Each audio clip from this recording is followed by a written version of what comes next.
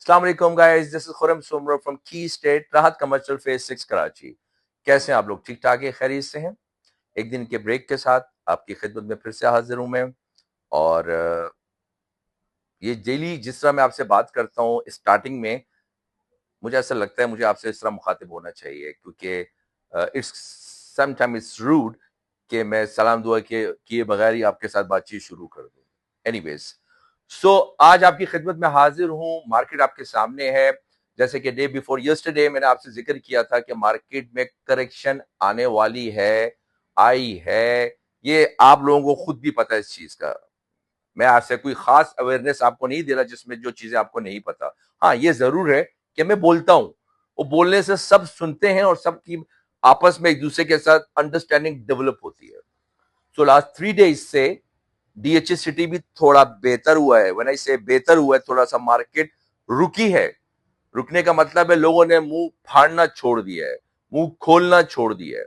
अब माल कट रहा है या बिक रहा है या बिकने के लिए आ गया है, क्योंकि ईद के बाद से ये जो शुरू हुआ था धमाके या पटाखे, तो अब पेमेंटों के टाइम आ रहे हैं, तो लोग जो है अपने पेमेंटें कलेक्ट कर रहे हैं। It's for both side, face 8 and DHST both. For my point of view, मैं बहुत खुश एक चीज में हूं, और खुशी ये है कि फेज 6 और फेज 5 वालों को अकल आ गई है।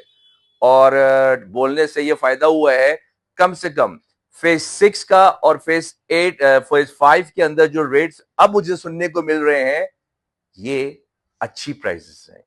जब आप 14 करोड़ रुपए का प्लॉट फेज 8 के अंदर बेच रहे हैं, 13 करोड़ का, 15 करोड़ का, तो फेज 6 तो बहुत डेवलप जगह है, चारों तरफ घर बने हुए हैं।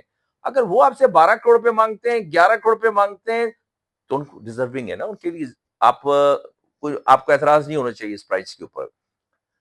सो आई एम ग्लैड, एटलीस्ट मुझे खुशी इस चीज की, the people have started investing in phase 6, phase 5, phase 2, phase 1 and other phases.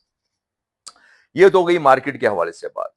मेरे 2-3 दोस्तों ने मुझसे सवाल किया कि खुर्रम भाई, आप ये मुझे बताइए कि जब क्लाइंट को एजेंट फोन करता था कि प्लॉट ले लो, इट्स अ बाइंग मार्केट, और वो नहीं लेते थे, तो आज वो लेते हैं महंगे, तो वो क्यों ले रहे हैं? तो उसमें एजेंट का क्या कसूर है?